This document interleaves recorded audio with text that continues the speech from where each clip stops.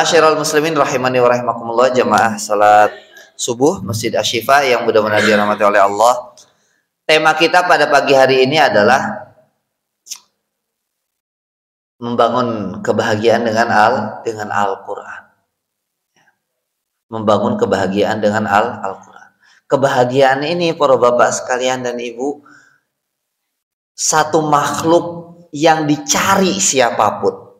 Mau itu agamanya apa, sukunya apa, bagaimana latar belakangnya, yang kaya ataupun yang sederhana, orang yang punya jabatan atau rakyat biasa, semuanya mencari kebahagiaan.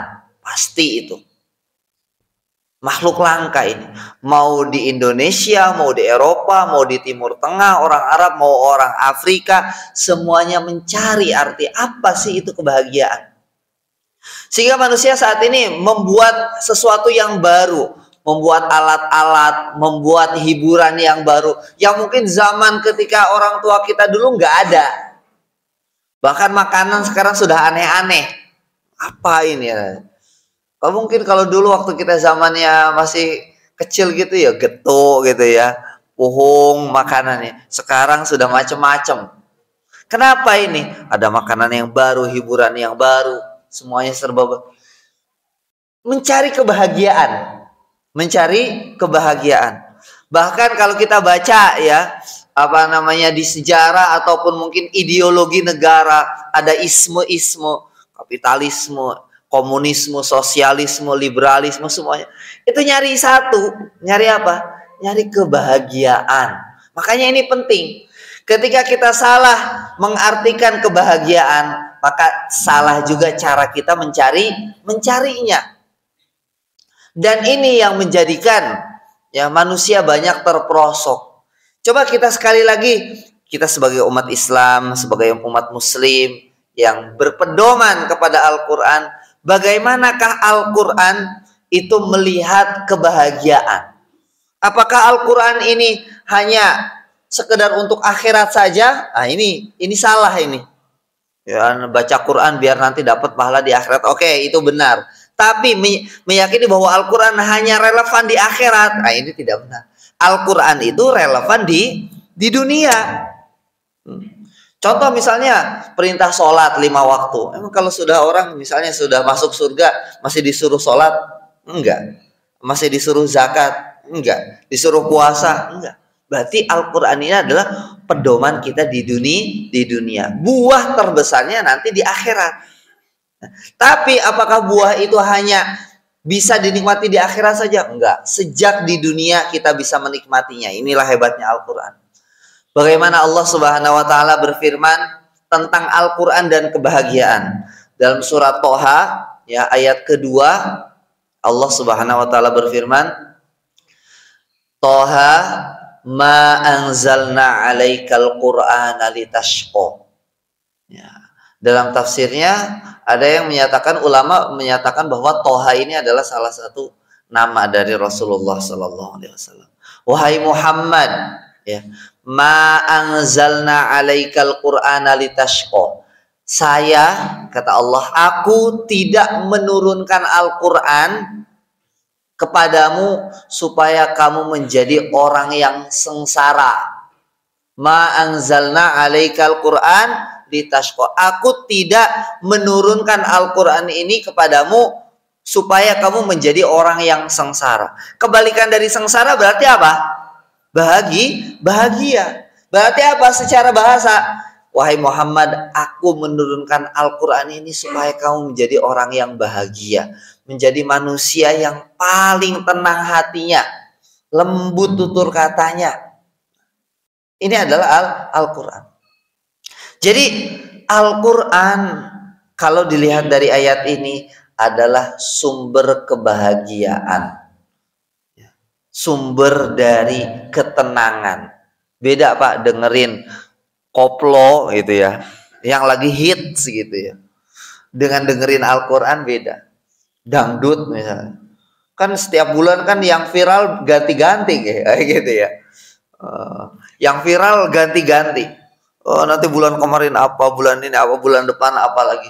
Dengerin, oke seneng. Oh, Masya Allah. Oh, gitu. Tapi coba dengerin aja selama 1 bulan full. Bosan nggak jenengan?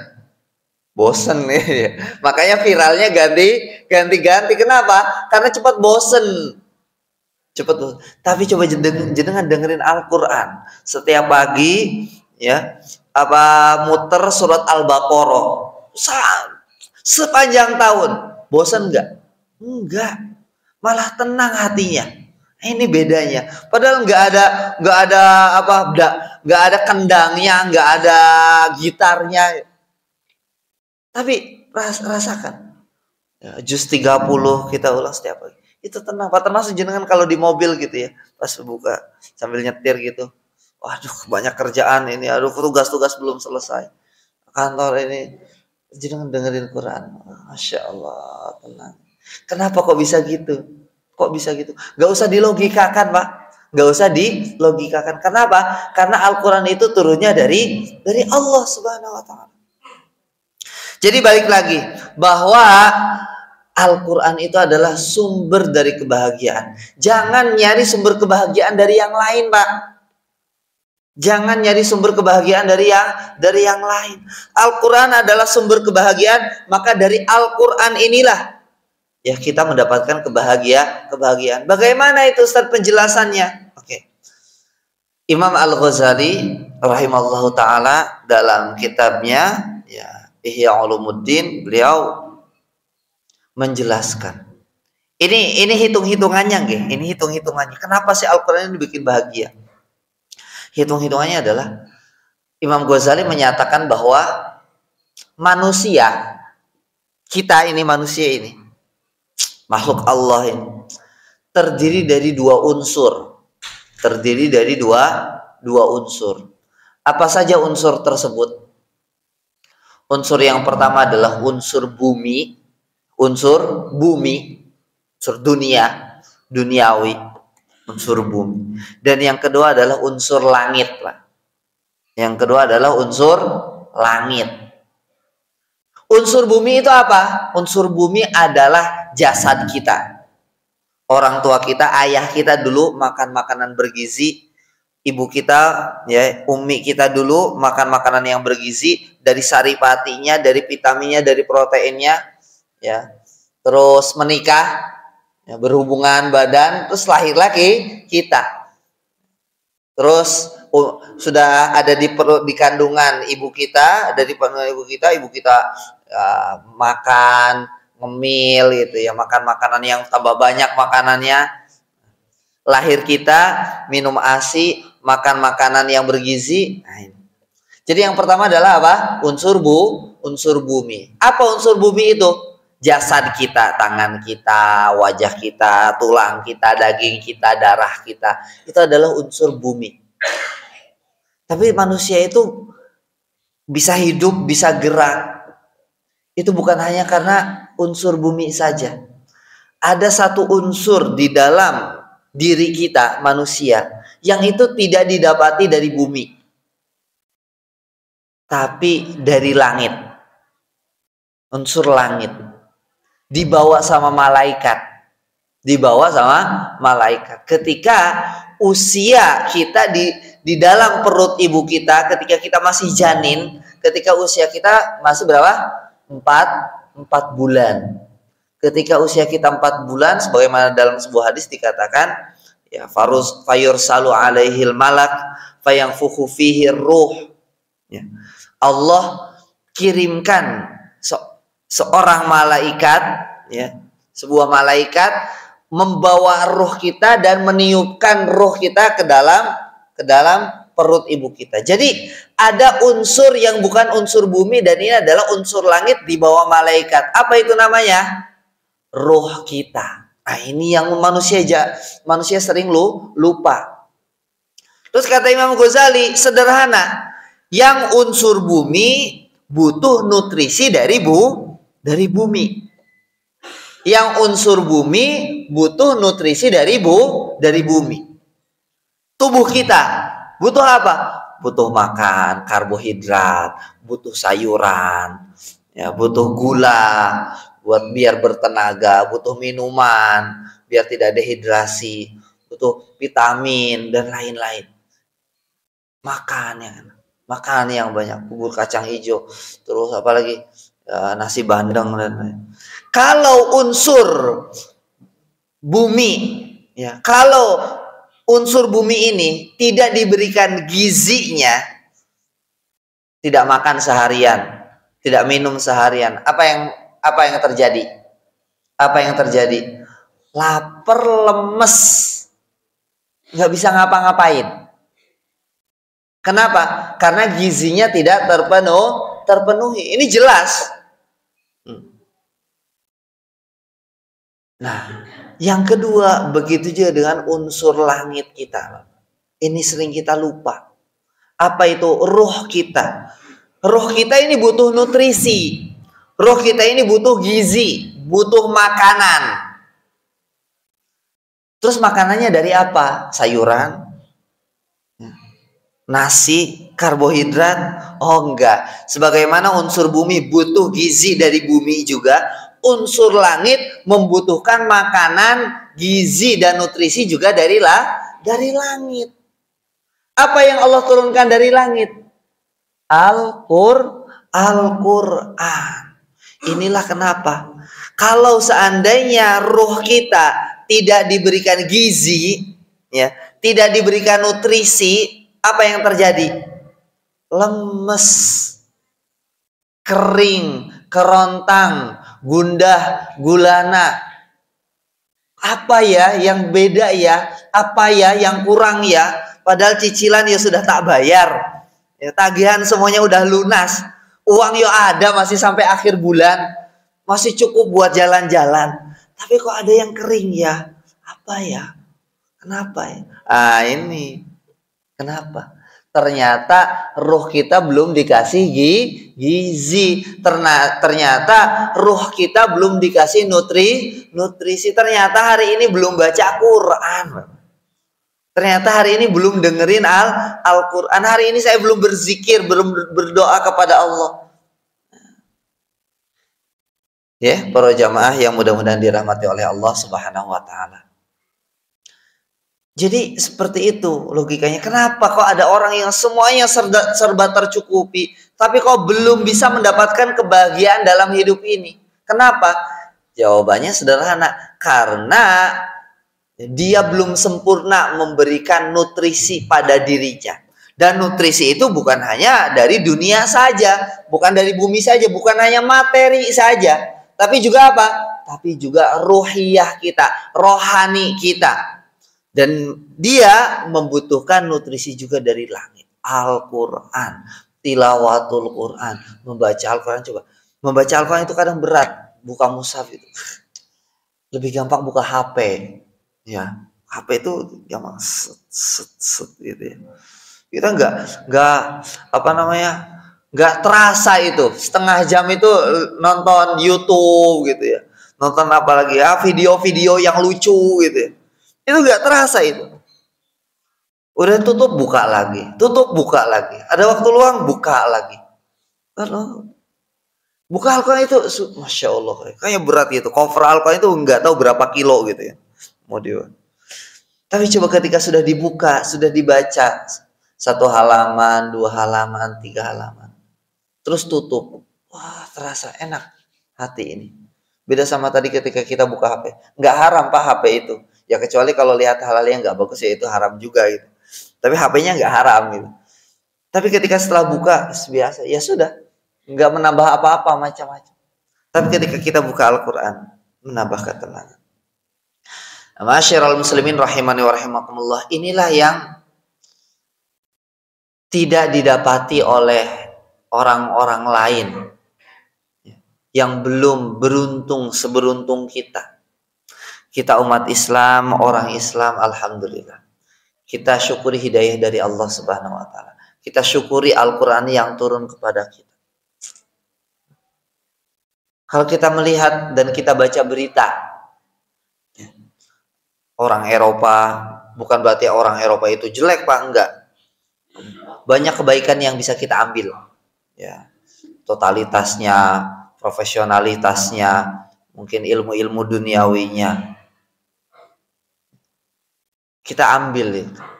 Tapi kita juga harus objektif, ya.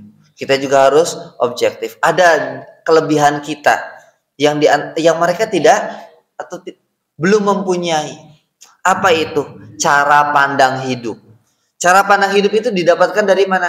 Dari Al-Quran. Tadi balik lagi kepada kebahagiaan. Kenapa sih kok hal-hal aneh itu selalu munculnya dari Eropa gitu ya? Hal-hal aneh itu selalu munculnya dari Eropa. Contoh misalnya mall, bioskop. Ya. Sekarang sih alhamdulillah kalau nggak tahu ya kalau di sebelah mana, tapi ya nggak ramai lah di sini. Dugem, ya. Klub malam. Ya. Kok kenapa? Itu munculnya kan dari sana ya. Munculnya kan dari sana. Kenapa bisa seperti itu? Maka jawabannya karena mereka mencari kebahagiaan, Pak. Karena mereka mencari kebahagiaan. Ya, kerja banting tulang, duit banyak, supaya gimana? Bosen gitu gimana? Akhirnya bikin mall yang besar, pusat perbelanjaan apa-apa ada. Yang namanya mall itu, Pak, jenengan nggak akan tahu ini siang, malam, sore atau pagi. Terang terus semuanya. Iya kan? Kita masuk itu udah lupa ini. Oh, ternyata pas pulang-pulang ternyata udah gelap. Memang didesain seperti itu. Terus juga bioskop gitu ya, film itu karena mereka mencari kebahagiaan. Kering hatinya masuk ke mall, keluar di dalam senang, masya Allah, senang, keluar kering lagi. Buat bioskop, nonton senang sampai nangis, keluar bioskop kering lagi. Maka kita melihat ya, seperti di Jepang, Korea Selatan, ataupun mungkin termasuk bahkan di Amerika, di negara-negara yang katanya maju, dikatakan maju secara ekonomi, GDP-nya tinggi, ya. Tapi angka bunuh dirinya juga tinggi. Psikiaternya juga laris di sana. Psikiaternya juga laris. Kenapa? Karena banyak orang, mohon maaf, mentalnya sakit. Sakit. Kita alhamdulillah di Jawa, di Solo ya, alhamdulillah makan ya cukup ya, alhamdulillah. Yes. Murah di sini. Ya mungkin pendapatan nggak terlalu banyak. Bukan berarti saya tidak memotivasi untuk pendapatannya banyak, enggak. Saya motivasi pendapatan sebanyak-banyaknya. Ya, biar jadikan kota ini kota yang maju, taraf hidupnya tinggi. Tapi jangan melupakan kepribadian kita sebagai seorang muslim, bahwa kebahagiaan itu bukan hanya dinilai dari materi. Tapi lihat persis seperti itu. Apalagi hari ini lagi rame fenomena apa? Child free. Nggak pengen punya anak. Ini seru nih. Nggak pengen punya anak. Yang muda-muda, anak muda ini nggak pengen punya anak. Kalau yang perempuan biar tubuhnya tetap langsing, tetap indah. Padahal nih Pak, yang namanya tubuh itu jenengan mau pakai formalin, mau pakai balsam gimana pun, suatu saat tetap keriput, tetap tua kita ini. Dan nanti tubuh kita yang senantiasa kita masuk spa gitu ya, nggak ibu-ibu gitu, terus di maskeran setiap malam. Ini bukan dalilnya bapak-bapak untuk tidak memberikan uang perawatan, ya. Monggo kalau ngasih aja tetap gitu. Tapi maksudnya tetaplah yang namanya jasad kita ini suatu saat yang kita rawat, ya. Suatu saat akan dikubur tanah, akan di bawah tanah dikubur. Dan itu logikanya. Kalau seandainya jasad kita itu lebih berharga daripada ruh kita, maka harusnya yang dikubur itu ruh. Ruhnya dikubur, jasadnya diangkat sama malaikat. Itu kalau logikanya jasad itu lebih berharga daripada ruh. Tapi apa yang terjadi? Jasadnya ditimbun tanah, dimakan cacing, dimakan belatung, yang diangkat sama malaikat apanya? Ruhnya. Itu isyarat bahwa ruh kita ini lebih penting daripada fisik kita. Ya balik lagi tadi, child free, nggak pengen punya anak. Ini menurut saya propaganda, Pak. Ini propaganda. Contoh lah sekarang, Jerman, bukan. Jepang itu, saya pernah baca itu, nonton di YouTube itu, diramalkan 1000 tahun lagi orang Jepang akan punah, Pak. 1000 tahun lagi orang Jepang akan punah. Kenapa? Karena minus demografi. Apa itu? Yaitu adalah angka kematiannya lebih banyak daripada angka kelahirannya. Terus apa lagi? Terus rata-rata yang mendominasi masyarakat Jepang itu bukan, kalau kita kan biasanya ada sensus usia 0 sampai usia 7 tahun, usia 7 sampai usia 18 tahun, usia 18 sampai 25, 25 sampai 40, 40 sampai 50, terus di atas itu. Nah, orang-orang Jepang ini, saya sekali, kita tidak rasis, tidak menjelekkan bangsa manapun, tidak, tapi ini menjadi pelajaran. Angka ya yang paling banyak mereka itu ya penduduknya yaitu adalah rentang usia dari 50 tahun sampai 80 tahun. Kenapa? Karena angka harapan hidupnya tinggi, tapi bayi yang lahir itu sangat rendah. Sehingga apa? Sehingga yang tua lebih banyak daripada anak-anak mudanya. Ketika anak-anak mudanya lebih sedikit, usia produktifnya lebih sedikit, akhirnya apa?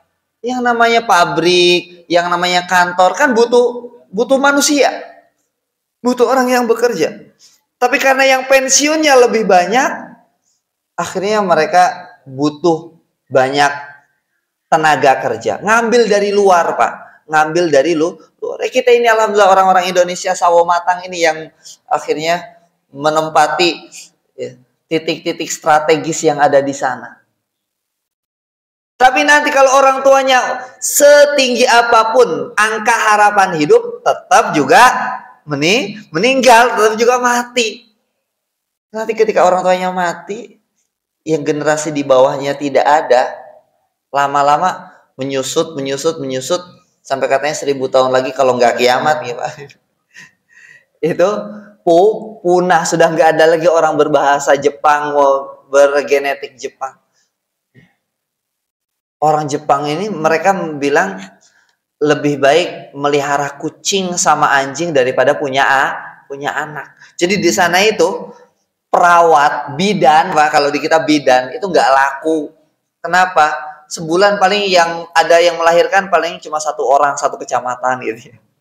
Jadi bidan di sana itu nggak ada kegiatan, mau ngapain lagi? Sampai tutup, Pak, di rumah sakit itu, rumah sakit Jepang itu khusus untuk persalinan itu tutup.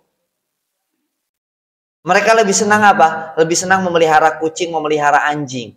Bahkan di sana ada makam khusus kucing dan anjing, Pak. Ini kucing saya namanya Fulan, ini anjing saya namanya Fulan. Jadi ini logikanya kalau tidak dibimbing oleh wahyu, Pak. Termasuk juga di Jerman. Ya, kalau kita kan sering membanggakan. Jerman itu loh, bayi lahir itu langsung dijamin sekolah sampai S2. Kan gitu ya. Kalau di kita di Indonesia, ya alhamdulillah sudah 9 tahun sudah. Sampai bahkan SMA masih bayar ya. SMP yang masih gratis ya, wajib belajar 9 tahun, programnya Pak SBY kalau nggak salah dulu. Ya, alhamdulillah. Di Jerman itu bayi baru lahir itu langsung dapat asuransi, langsung gratis, dijamin sampai S2. Oke, di sisi lain itu adalah prestasi. Tapi di sisi lain jenengan harus lihat juga, kenapa kok bayi di sana langsung dijamin gratis sekolah sampai S2? Karena jarang bayi yang lahir. Berharga sekali orang ini gitu kan. Karena jarang. Jadi jauhilah, Pak, paham-paham semacam ini. Indonesia kenapa pertumbuhan ekonominya ketika Covid termasuk yang standar, yang masih alhamdulillah berjalan. Kalau jenengan baca kan apalagi Sri Lanka bangkrut gitu. Bahkan Eropa saja, ini musim dingin ini kemarin banyak yang meninggal. Kenapa? Karena gasnya di stop sama Rusia gitu ya. Gasnya di stop sama Rusia, terus apa-apa mahal. Akhirnya banyak yang nggak bisa bayar listrik, nggak bisa bayar gas, banyak yang meninggal. Tapi Indonesia termasuk yang alhamdulillah Ya, pertama kita bersyukur kepada Allah, yang kedua berikutnya adalah kita juga berterima kasih kepada para pemangku kebijakan. Tapi kita melihat juga, ya, kenapa bisa seperti itu? Karena Indonesia ini market yang sangat besar sekali. Ya. Jangan takut, Pak, putra putri kita nggak dapat rezeki, semuanya Allah yang memberikan rezeki. Sedikit lagi insya Allah, ini sudah 40 menit, katanya 45 menit ya. Jenengan pasti ya perso cacing, Pak. Cacing itu punya tangan nggak, Pak? Enggak. Kaki enggak juga. Mata enggak juga. Enggak punya kaki, enggak punya tangan, enggak punya mata. Punyanya kulit. Terus apa lagi? Mulut, terus lambung, setelah itu langsung anus. Kadang bisa mulutnya, terkadang juga bisa sekaligus jadi anus. Iya kan gitu. Enggak punya mata, enggak punya telinga, enggak punya tangan, enggak punya kaki. Pertanyaannya, dikasih rizki nggak sama Allah? Dikasih rizki sama Allah. Masa kita yang manusia, yang punya mata, ya, punya telinga, punya akal, punya tangan, punya kaki, nggak dikasih rizki sama Allah? Mustahil, Pak. Mustahil. Nggak masuk akal. Kalau seandainya rizki itu dikarenakan kecerdasan kita, kepintaran kita, itu harusnya hewan-hewan itu mati semuanya, Pak. Karena nggak cerdas hewan itu. Yang namanya kambing, sapi itu kan, rumput itu kan ya dari dulu ya, makanya rumput terus, nggak pernah dibuat rawon gitu ya.